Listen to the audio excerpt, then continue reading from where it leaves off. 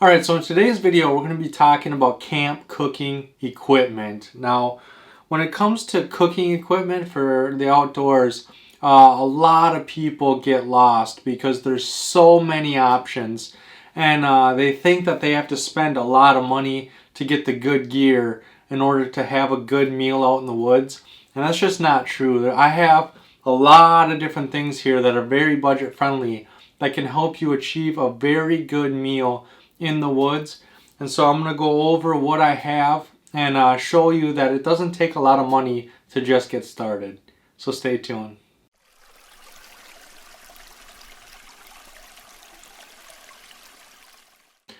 Alright, so getting down to the very basics, the very first thing you're going to want to know is how many people are you cooking for? Because the number of people that you're cooking for is going to determine the size of your stoves and your pots and your pans and your plates and bowls, and that's going to determine what you really need. Now, most of the people that ask me this question are either going out solo or with one other person, whether it be their best friend or their spouse. So that's what I'm going to try to focus on here. But basically, if you're going out in a larger group, you're going to be getting the same stuff. You're just going to be getting the larger stoves and more bowls and plates, but it's going to be pretty much the same principle. And then second, you're going to want to know, what are you going to be making? What are you going to be cooking? What are your meals? I try to always have a meal plan before I go camping. One, it helps me know what I need to pack when it comes to camp cooking equipment, and two, it prevents me from overeating. Right? If I plan on having jerky all 3 nights I'm out, I make sure to only eat 1/3 of that jerky. If I don't make that meal plan, I tend to eat all my jerky or meat sticks on the first night, and then I don't have that for night 2 and 3. And so I try to always have a meal plan. I try to always stick to it the best I can. Sometimes I do cheat a little bit and I do eat that extra jerky or meat sticks on the first day, but I know in advance how that's going to affect my day 3. And so I think that's very important as well. When you're first getting started, easy is better. And so here I have some non-cook food ration bars. Now, these can be used because a lot of people think that because they're buying budget gear, they're not going to be able to cook fancy meals. They're not going to be able to have the luxurious meals out in the woods. But the fact is that it doesn't matter the gear you have. It's how much experience and practice you have using that gear. And so whatever your heat source is, it's going to take you a while to learn how to adjust that heat. It's going to take you time to learn how to make the flames different temperature. You're going to learn how to cook on that device or that heat source. And so it takes time. So your first few meals might not work out very well, but over time you will learn to cook almost anything. I'm pretty confident I can go out in the woods and make pretty much whatever I want. Anything that I would eat at home, I can pretty much make in the woods, but it's because I have years of practice cooking on the open fire. I have years of practice using my different stoves. And so when I bring something like this is a backup emergency. If I plan on using a fire as my main cooking implement, I'll make sure to bring this so that if I can't start that fire, I can still eat. I'm still fed no matter what happens. But if you're inexperienced, there's a lot of really good non-cook options. There's Cliff Bars and other things. Caroline's gone over a few of them in some earlier videos. But no cook options, don't ever be afraid to bring them with you, even if it's just in case of an emergency. Some other things that I like bringing, ramen noodles. I like bringing chicken flavored ramen noodles. Now, I don't have any right now, but they're really easy to make. Again, you just kind of have to boil water. Here I have some potato soup. Cooks in 5 minutes. But the thing you have to remember is your heat source might vary. It might take longer, it might take less time. Again, that's where that practice comes into play. But these just add water soups and different meals, these are really good to get you started.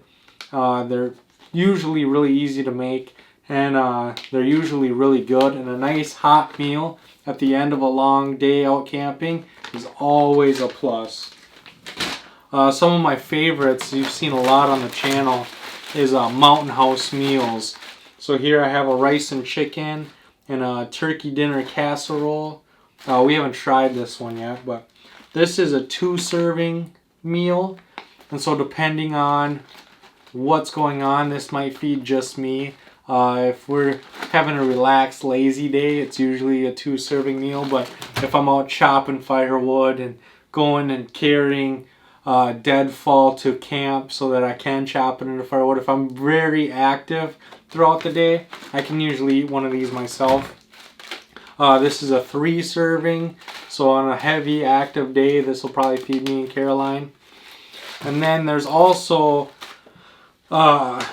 dessert options as well. Here we have an apple crisp.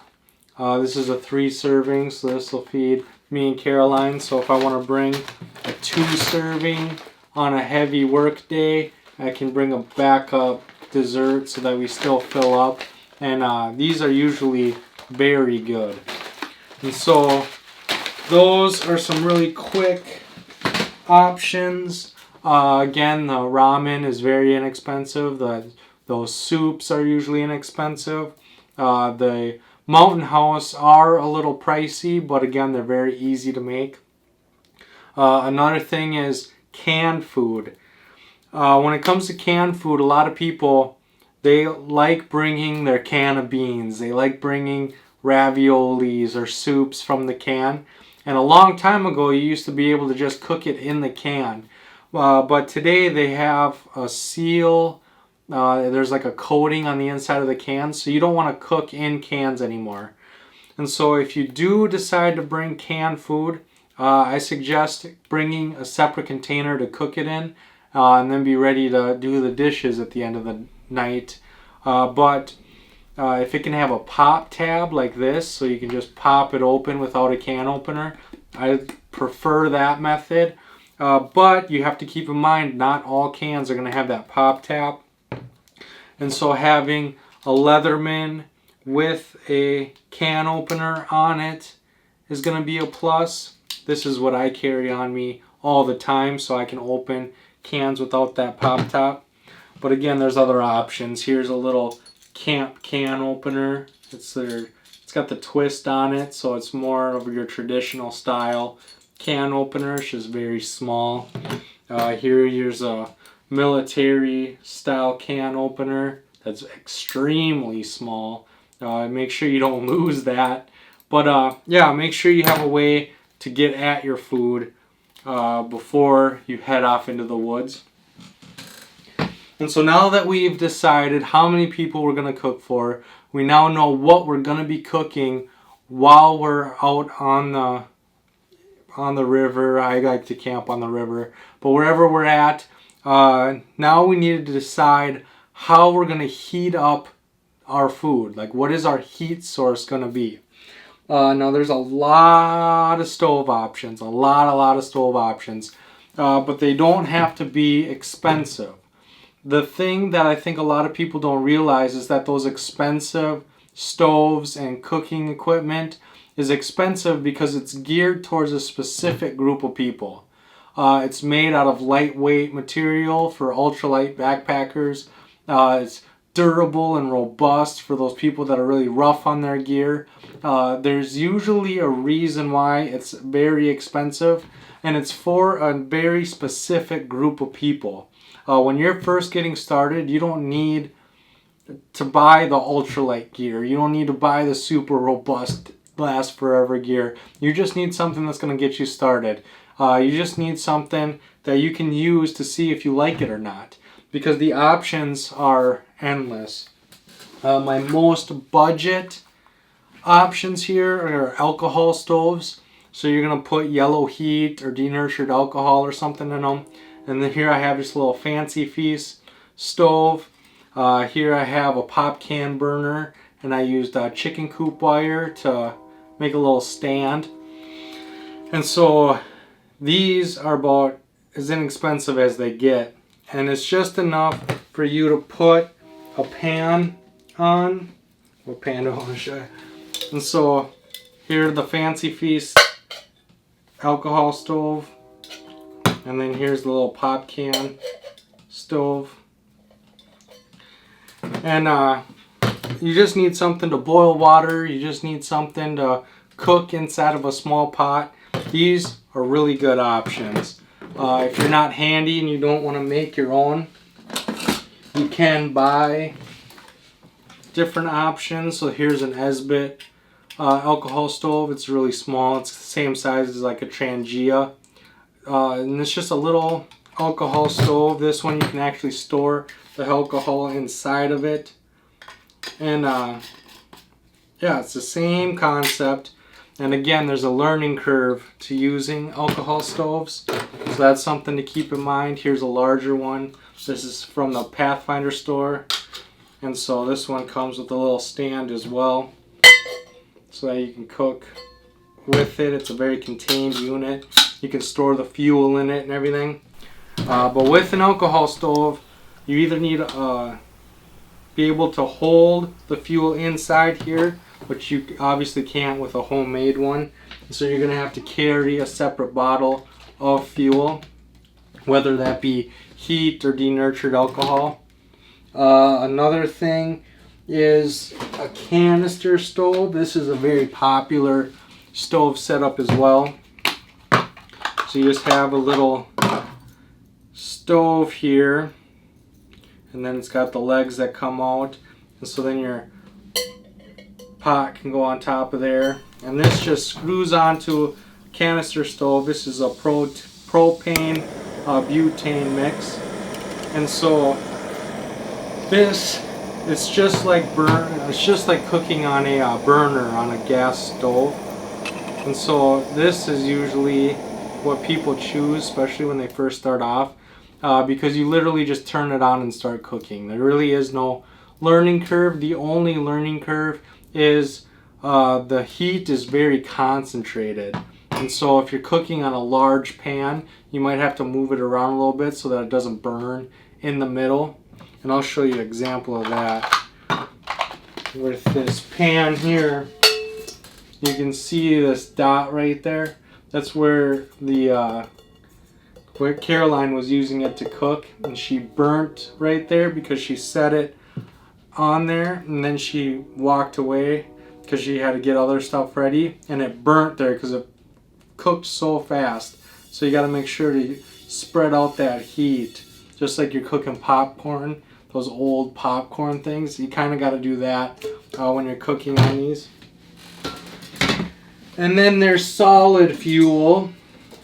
So here's a Sterno gel. It's just a solid fuel that burns for a really long time. A lot of people like the Esbit fuel cubes. And again, you get a little stand for it, you light it, and it's a flame type burner. But it's in solid form. It contains inside itself. You don't have to worry about spilling it or leaks or anything. And then you have little Twig stoves. So a lot of people like Twig stoves because you don't have to worry about fuel. You don't really have to pack any fuel with it. Where with a canister stove, you got to make sure there's plenty of fuel in your canisters. In your solid stoves, you have to make sure that you have enough Esbit cubes or enough gel to cook your meals. You have to make sure you have enough alcohol in your alcohol stoves. But as long as you're in the woods and you're surrounded by sticks and twigs and pine cones and birch bark and whatever, you have fuel. So all I have to carry is this, and again, I can cook whatever I need to cook, and I can have a fire going underneath it. So you don't really have to worry about fuel with a Twig stove, and that's what makes them so popular. Another thing is they can be small. So like this fits together in my cup, and it takes up virtually no space at all.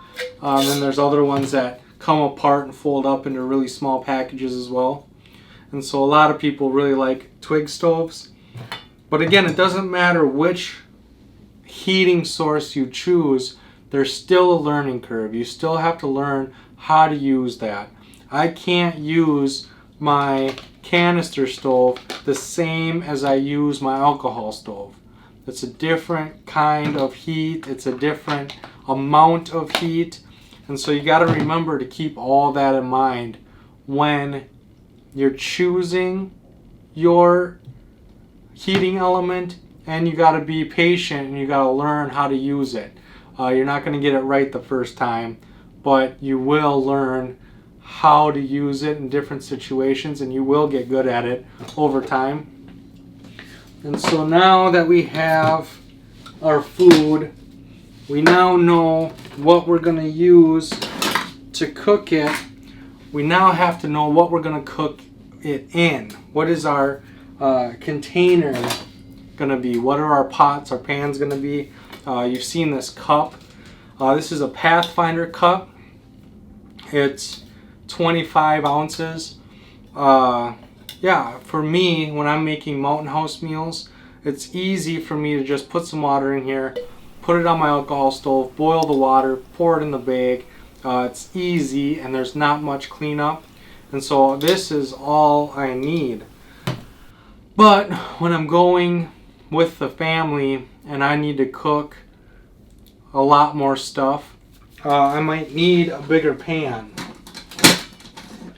And so here is a Stanley. I got this at Walmart. I'll also leave links to all this stuff in the description box below. But here, I like this because it comes as a kit. So you got your pot, you got a lid, but then on the inside you also get 2 cutting boards / plates. I use them as plates and cutting boards. You get some utensils. It's not the highest quality utensils. You got to be pretty careful with them. But you do get a tiny little spatula and a tiny little ladle. And then you can put the 2 handles together if you need a longer handle. And so it's kind of cool that it comes with these. I've used them a lot. I'm very careful with them. I don't heavy use them. I try to be as careful as I can because they don't feel the best quality, but they have held up and I have made lots of meals with these. And then it also comes with 2 bowls. And so between the bowls, the plates, the utensils, the pot itself, it kind of gives you a full kit and it all fits inside of itself. And so I really, really like this, especially if the whole family's with. Another option is, well, you've seen my pan. This is the frying pan, so if I want to make scrambled eggs in the morning or something like that, I can do that with this. I cook over the fire with this usually. Caroline has used the canister stove on it recently. The other thing is you can get these little kits too. These are like the old Boy Scout kits, but instead of aluminum, this one is stainless steel with copper bottom. So this comes with a little bowl that you can use to cook on. Comes with a little pan. Comes with a little pot, and then I have an old aluminum kit, so I put the aluminum cup inside here. It doesn't come with a cup, but it's just a little copper bottom stainless steel kit.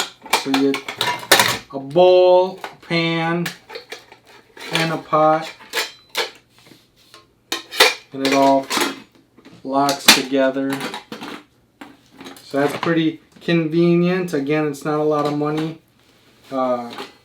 It's hard to use. That's why I don't use it very much anymore. It seems like a great thing with the copper bottom and everything, but it doesn't really distribute the heat that even. And I end up burning a lot of stuff in here. Again, I don't have the practice with this kit because I upgraded right away. But with practice, I'm sure I can figure this out, but I just didn't take the time to figure this one out. Here's my main water bottle kit. So I got a stainless steel water bottle that I can cook in if I have to. And then I have the cup that I can cook in, the Battle Box cup. I like the handles on the Battle Box cup better than the Pathfinder Cup. That's why I traded those out. Here's a anodized aluminum kit that I've used. I usually borrow this one out. If somebody needs to borrow a kit, this is the kit that I borrow out. So it's a little pot or pan, and then this is a little pot or pan. And I like this one because I can cook, I can boil Mountain House water in this, and then I can make coffee or hot chocolate in here.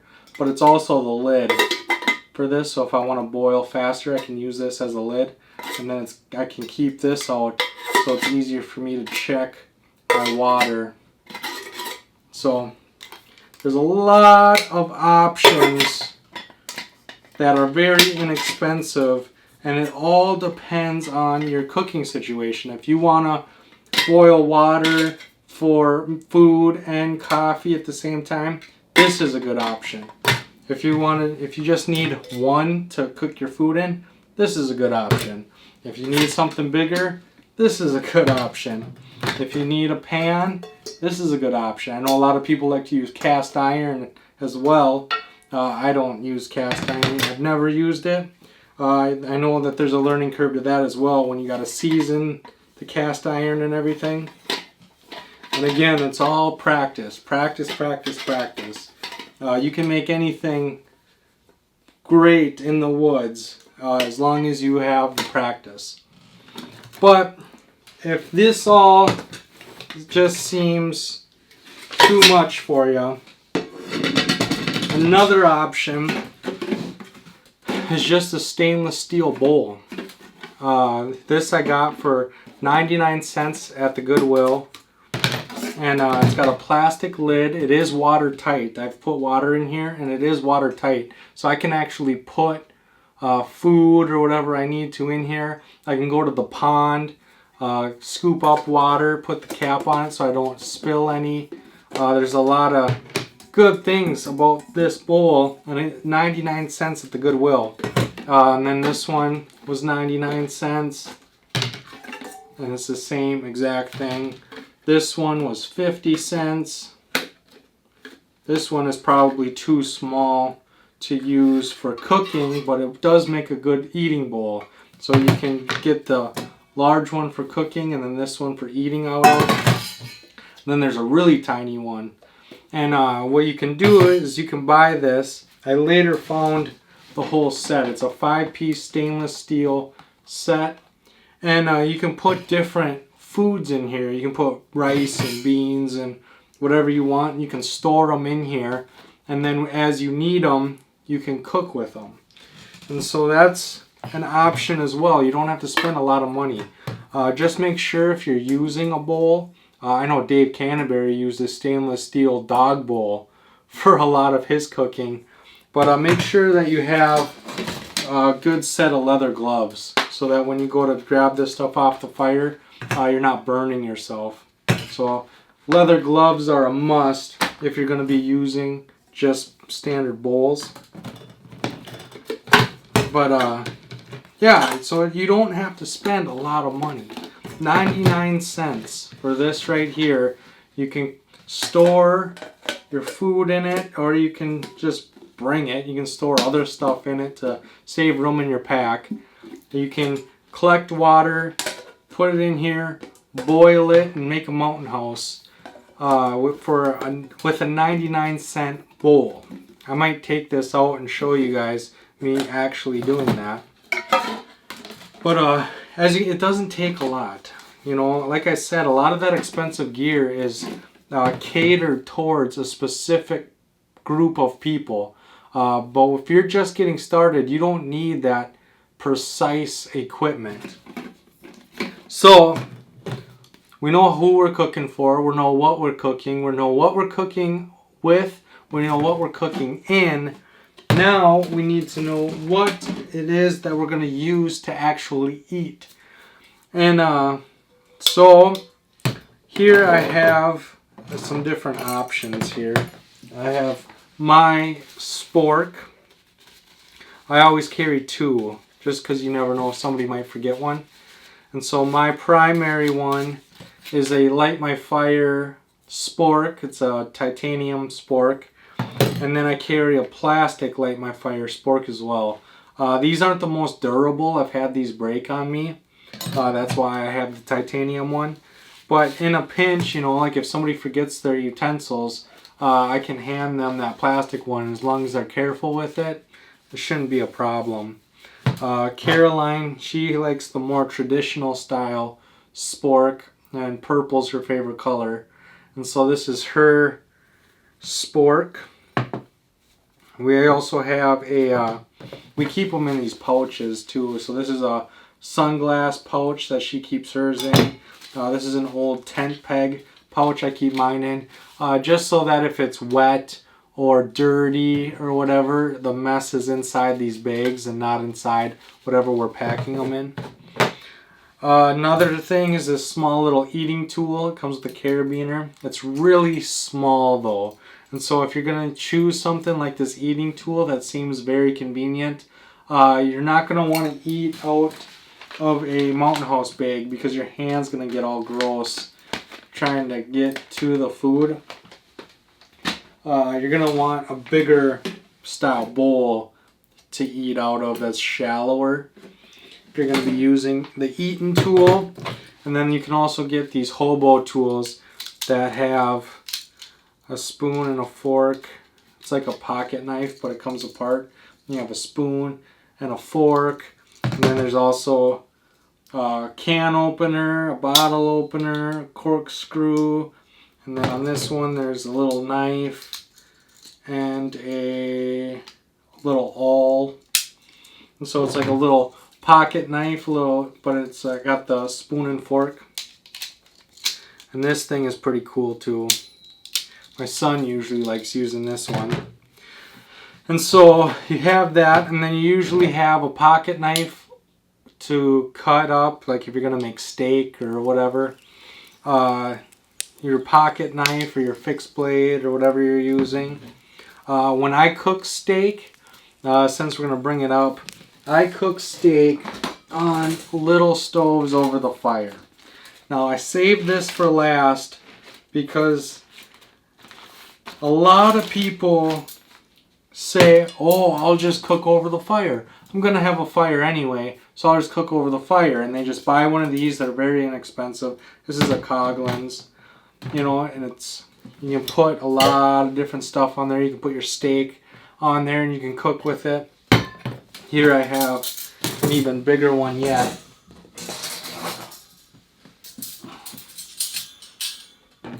And so this one you can see is much bigger. But they decide, I'll just cook over the fire, you know, easy. And then I don't have to worry about bringing anything. I don't have to worry about fuel. The problem is you pack all this stuff, you get out there and you can't get your fire started. Now, not only do you not have a fire, but you can't cook. You're not eating. And so that's where having either a backup plan, a no-cook food bar option comes in handy, or, you know, having a dedicated stove that you have the fuel for, you have the ability to cook on no matter what the weather conditions. A lot of people make that mistake. I see it all the time where they bring just a little grate to cook on the open fire and then it's downpouring all day. And they have to go hungry because they didn't have any other plan. And so don't let this be your only means of cooking unless you know for a fact that you're gonna have fire and you're gonna be able to cook. So, and that when I make steak and other meat, that's what I use for that. I also carry I got this at Fleet Farm, and it comes with a plate, a bowl, and a cup. And then I also bought a separate plate so that me and Caroline can each have a plate. And so there's a lot of different plates and bowls and stuff on the market, but again, a lot of times we'll just use plastic or paper plates and forks and spoons, and you know, when we're feeling extra lazy, if we're going out and it's just a lazy getaway, we'll bring plastic so that we don't have to do dishes. Again, we'll bring these if we want to help not have so much waste. It doesn't take a lot of money to get good stuff. You know, you don't need to invest real heavy in a lot of different gear. Even if you just need some spices. Here I have a salt and pepper shaker. Here's got a little thing that has 6 different spices in it. Here's a little light my fire spice rack that holds 3 different spices. So if you need salt and pepper and then garlic powder, onion powder, maybe cinnamon or whatever you're into, it doesn't take a lot. I hope that through all of this you've learned that you have a lot of options, but you don't have to spend a lot of money, right? You can go out and you can buy the fancy pots and pans, but it's not going to cook any better than just a metal bowl. You know, especially if all you're doing is boiling water from mountain houses, you don't need more than just a cup. You don't need a big fancy gas grill. If you're going to have a fire, you can have just this little grate and you can cook on that. Yeah, you don't have to have those big expensive things. You don't have to have the titanium canteen set to cook a good meal. A 99-cent stainless steel bowl will get the job done just as easy. All these other things are just luxury items. So, with that being said, make sure to share any questions or knowledge in that comment section. I want to know what is your favorite piece of camp cooking gear that you bring with you all the time.